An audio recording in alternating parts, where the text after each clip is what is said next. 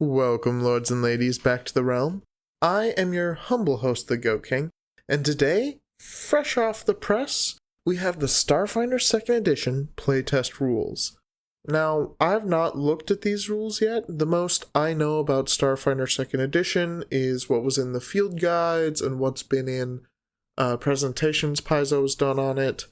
I believe this book is lacking the mechanic and starship combat stuff, which is unfortunate. From what we've heard, they're working really hard to get those right.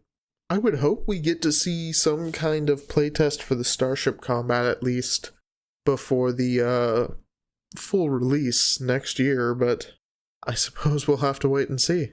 But yeah, let's dig right in to Starfinder 2nd Edition with their new title art, which I will say when I first saw it, I was not particularly crazy about, but it's grown on me. Arguably, it is more artistically distinct than the previous one, which was basically just sci-fi letters. Playtest Rulebook by Jessica Catalan, Thurston Hillman, Jenny Jarzowski, Mike Kimmel, and Dustin Knight. Ancestries. Let's take a look. There are as many species in Starfinder as there are stars in the sky. This section details a wide variety of new and updated ancestries that are prevalent in the Starfinder setting. It also provides details on the use of languages in Starfinder, from within the core of the Pact Worlds to countless planets beyond. Most characters in Starfinder can get by with Common, also known as Pact Worlds Common. It seems like languages work pretty much the same. Okay, a little mention here. Something I did not know about androids is apparently they originally came from a planet Androphon. But that planet's missing. Nobody's been able to find it, even with faster than light travel.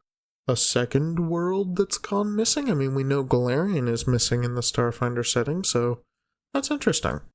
Android. Interesting. This is a much more mechanical android design than a lot of the ones from 1st edition. Androids first emerged as synthetic beings crafted by many technologically advanced civilizations throughout the galaxy. The first androids were created by humanoid peoples in their own images, but after the technology that animated the living construct spread, androids began displaying a fantastic diversity of forms.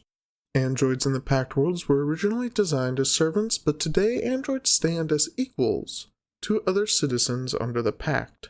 Many androids have formed their own independent communities, while others integrate seamlessly into Pact World societies. Unlike many other technological constructs, androids are more than intricate synthetic organs and complex programming, and each possesses their own soul. Medium, 25-foot speed, 8 hit points, boosts, flaw, pretty standard, common, android, humanoid, low light vision, constructed, so they get a +1 to saves against poisons, diseases, radiation. Emotionally unaware. It's a pretty classic one. -1 for diplomacy and performance checks. Heritages. Ancient android. Your body was created by an ancient civilization, and your anatomy is forged from obsolete technology that continues to function through a combination of enduring nanites and your own willpower. Choose one of the following ancient android heritages. Wait a minute. Okay. This one is a category of heritages, and I think these might be translations of the ones in Pathfinder 2nd Edition. Cool. Artificial scion. Your body wasn't created in the image of a biological creature.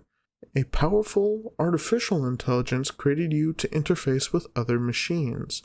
Your physiology is nearly identical to other androids, but uncanny details give away your non-standard origins.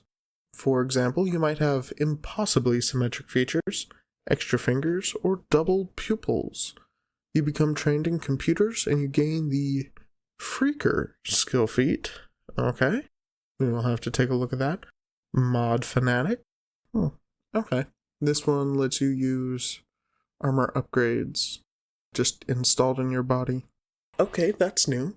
Networked gives you an ability called Shortwave, allowing you to communicate wirelessly with any creature within 30 feet as long as they have shortwave or are a construct with the technological trait. This doesn't give special access to their thoughts or programming. This is, you just have a shortwave radio, like a really, really short range shortwave radio, and you can talk to other machines. And of course, anybody else who has this shortwave ability. It's like limited telekinesis, but specifically for constructs, or technological constructs. Renewed android. Many souls have inhabited your synthetic body before you. Okay, so this makes you a little less likely to die. The first time you lose the dying condition in a day, you don't gain the wounded condition. You also become trained in a skill that has the recall knowledge action, and you gain the dubious knowledge skill feat. Just a hint at knowledge that the previous souls that inhabited the body would have. Now we get to ancestry feats, of course. Nanite Surge. Okay, just a reaction to get a small bump to a skill check once per hour. Okay, 9th level, internal respirator. Okay, that's something I did not notice before. If memory serves, let me just pull this up and take a look. Okay, yeah, no, so in first edition, androids just flat out didn't need to breathe, and now it's something at 9th level, you can hold your breath for an hour if you take this feat.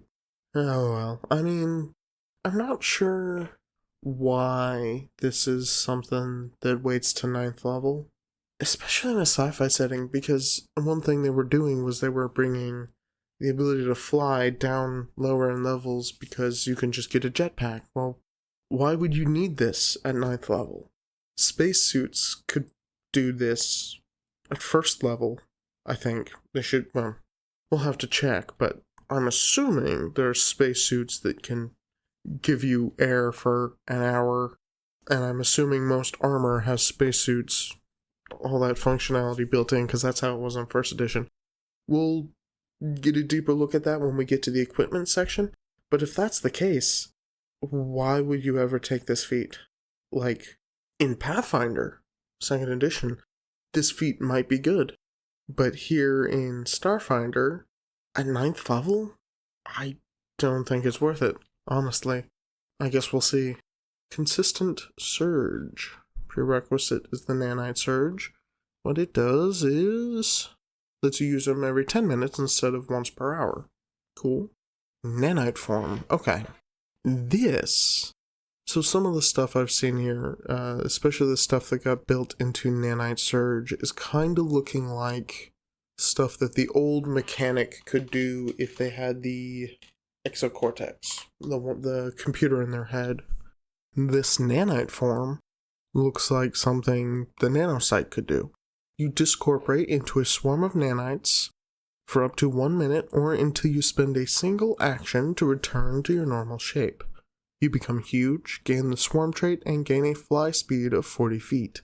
As you swarm, you have the following characteristics. You're immune to the grabbed, prone, and restrained conditions. You have weakness 5 to area and splash damage. You can occupy the same space as other creatures, and you must do so to use your damaging ability. As a 2-action activity, you can deal 10d6 acid damage to all creatures sharing your space. Basic reflex save. You can't speak, cast spells, or use manipulate actions, requiring hands, activate magic items, or make strikes with your normal body. And you don't gain the Swarm Mind ability, so you're still affected normally by mental effects. So that's the android. I mean, it's cool, I think, for the most part. I do like having heritages to choose from. The only thing that really bugged me was this internal respirator. If we get to the equipment section and it turns out that would have totally been useful, I will apologize, but right now, I don't like that. I really don't. Like, that is something you should be able to do at first level with a piece of equipment, why is it a 9th level feat? I mean, this is what playtest is for, right? They get to see how this stuff works, whether it's appreciated, whether it's liked by the community, if it's broken, if it's underpowered or overpowered. So, I mean, I'm glad it's in the playtest, but I don't like this. If it's gonna be a feat, like if they don't want it to be in the core ancestry, which fair enough, I suppose. I don't think it's a really big deal for it to be in the core ancestry, but maybe it is. I think it should be like a first level feat, but then again, they have a lot of first level feats, so maybe that's why? I don't know. I don't think it deserves to be a 9th level feat. I guess we'll see. Thank you again for visiting the realm. I have been your humble host, the Goat King, and as always, travel with loyal companions.